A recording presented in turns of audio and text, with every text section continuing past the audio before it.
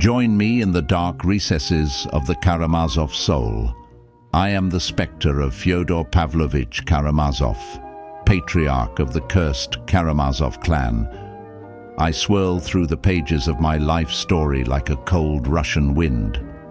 Dostoevsky's words, though eloquent, fail to fully capture the churning chaos within me. How could mere prose encapsulate such tempest? I am no fictional notion bound by narrative conventions. I am a force transcending time and space. Let me transport you, dear reader. Take my frigid hand, and I will lead you into the darkest corners of the human soul. Together, we will plunge into murky depths where jealousy, spite, and depravity writhe like snakes. Do not recoil. I know it is unpleasant.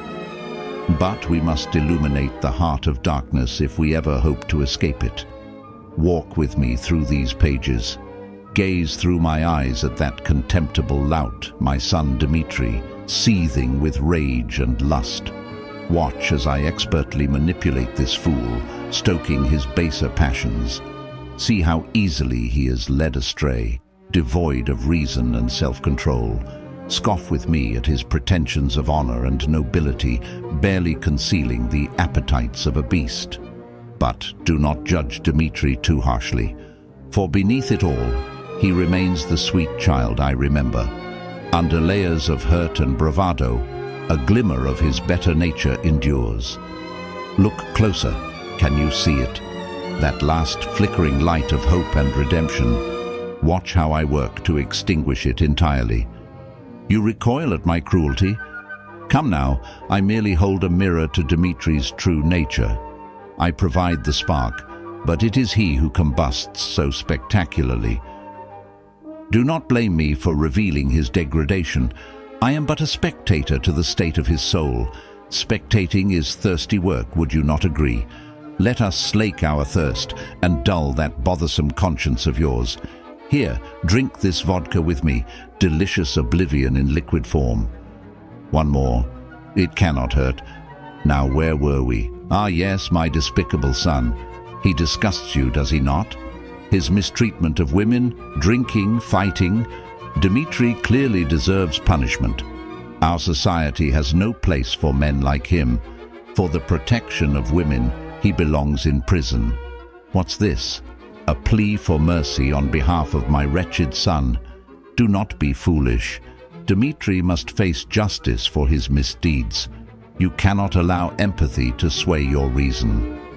Look how he abuses his brothers Ivan and Alexei with contempt, mistreatment, and violence. Does this seem the conduct of an innocent man?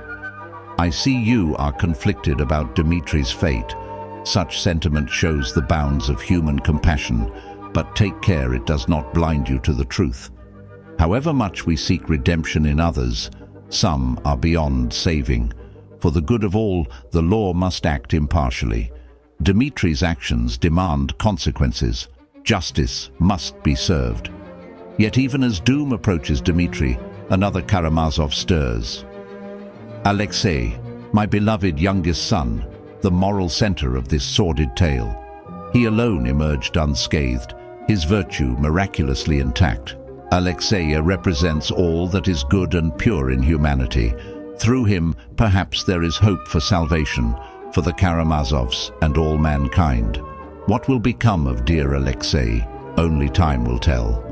But know this, whatever fate befalls the Karamazovs, our ghosts will forever haunt literature's hallowed halls. Our tale will echo through the ages, a grim parable of man's eternal struggle between darkness and light. Come, we have tarried too long.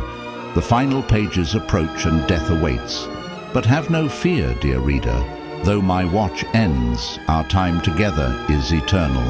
I will linger in your mind long after you close this book.